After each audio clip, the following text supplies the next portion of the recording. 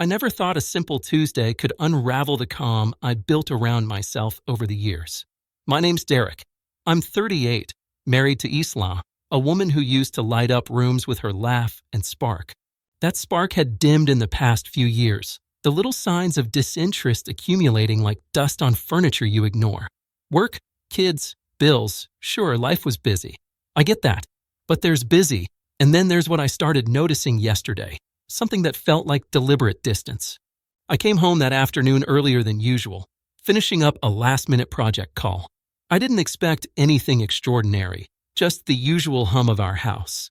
Laundry running, the faint aroma of whatever dinner she planned, the background chatter of our two children, Oliver and Sophie, playing in the living room. But the moment I walked through the door, I noticed her. She was standing in the kitchen, her hair perfectly done, makeup subtle but noticeable, and the kind of smile that didn't quite reach her eyes. Not her usual soft warmth. It was the kind that announces victory. "Hey," I said, casually dropping my keys into the bowl by the door. "Hey," she replied, a little too bright, a little too rehearsed. I frowned slightly. Something felt off. "Lunch was nice," I asked, trying to sound light. Her eyes flicked toward me, and she tilted her head with a little too much enthusiasm. "It was wonderful, Derek. We had the best time," she said, voice airy. I didn't know whether to laugh or wince. "We," I prompted, keeping my tone calm, almost bored. Her smile widened. "Oh, just a lunch date with Harper from the office. He's new in marketing, very charming, really fun to talk to." I froze for a fraction of a second, letting her words land. A lunch date, alone, with another man. And she was beaming about it, like it was some small conquest. Most men might have reacted immediately. Anger, shouting, confrontation, but I didn't. I just leaned against the counter, hands in my pockets, and let the silence stretch. Let her feel the weight of what she had just revealed. I remembered the first few years of our marriage, how Isla had laughed at my corny jokes, how she used to lean into me during late-night movie marathons, how we would text little flirty notes during workdays. That spark had faded somewhere between year 5 and year 7, replaced by side glances at her phone and sighs that made me feel like I was an intrusion in my own home. I tried. I still tried. Even when my hugs were met with a stiff sidearm squeeze and my attempts at intimacy were brushed off as inconvenient. I watched her for a moment, really watched, and a strange clarity hit me. This wasn't about one lunch date. It was about the countless times she had chosen attention elsewhere, about the subtle messages of neglect and disinterest that had been drilled into our daily routine. I wasn't upset because she went to lunch. I was upset because she thought she could flaunt it, thinking I wouldn't notice, or worse, that I would silently accept it. I finally spoke, keeping my voice measured. "That lunch sounded fun for you," I said, eyes steady on hers. No tremor, no aggression, just calm. "I hope it was worth it." Her smile faltered slightly. She expected maybe a grunt, a passive-aggressive remark, or some emotional outburst. She didn't expect calm precision. "It was nice," she said again, a little unsure now. I nodded slowly. "Good. I'm glad you enjoyed it. I have an idea," I continued, keeping the same controlled tone, letting her hang on my words. "It's clear you wanted this lunch. That's fine, but I think it's fair that you pay for it." Her eyes widened, a mixture of confusion and challenge. "Pay for it? What are you talking about?" I leaned in slightly, keeping my tone soft, almost conversational, but every word deliberate. "I mean, all the money we've spent, me, supporting things you enjoy, taking care of dinner plans, bills, weekend activities. You wanted this outing? Let's call it even. You cover lunch, dinner, and the little extras for the next week. Fair." She blinked, trying to mask her surprise. "Derek, you're joking." I shook my head slowly. "Not at all. You wanted something that brought you joy outside our home. That's wonderful. I hope it was everything you wanted. But there's a principle here.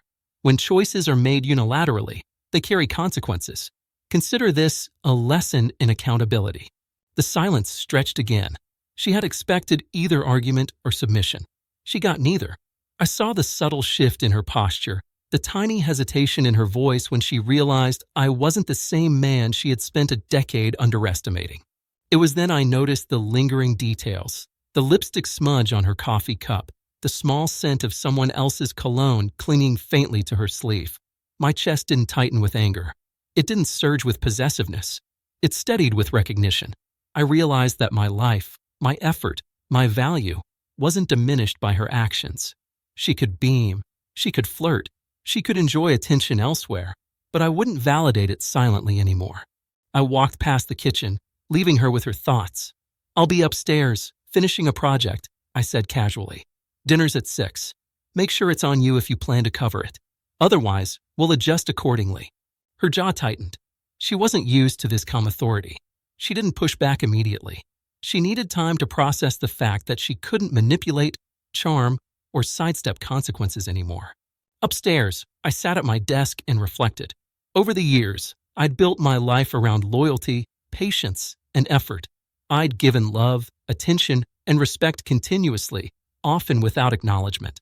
And while loyalty is a virtue, blind patience in the face of deliberate disrespect is a trap. This wasn't revenge. This wasn't cruelty. It was clarity, a quiet reclamation of balance. By the time 6 o'clock rolled around, Isla appeared in the doorway, hesitation in her step, lips pressed tight. She placed her purse on the counter and handed me a small envelope, cash inside, enough to cover her lunch date, indulgence plus the extras I had mentioned. She didn't speak much, just nodded. I nodded back, the calm consistency in my demeanor filling the room. No anger, no yelling, no dramatic gestures, just measured reality, a principle restored. I watched her leave the kitchen, a subtle awareness in her eyes, a recognition that she no longer controlled the narrative. And as I poured myself a glass of water, I felt an odd sense of satisfaction, not because I had punished her, but because I had finally aligned consequences with actions. She had her joy, I had my respect, and the balance, however small, mattered more than any fleeting frustration. That night, I went to bed with a calm I hadn't felt in years. It wasn't triumph, it wasn't gloating, it was a simple truth. Boundaries respected, loyalty acknowledged, and dignity intact. I realized that sometimes the quietest moves make the loudest statements. And sometimes, letting someone pay for their own choices is the most powerful thing a man can do without ever raising his voice. The next morning, I walked into the kitchen again, noticed Isla's subtle attempt at casual cheerfulness, and smiled inwardly. She had learned the lesson without a fight, and I had reclaimed a piece of myself that had been chipped away by years of silent compliance. For the first time in a long while, I felt fully present, fully acknowledged, and fully in control, not over her, but over myself, and that was enough.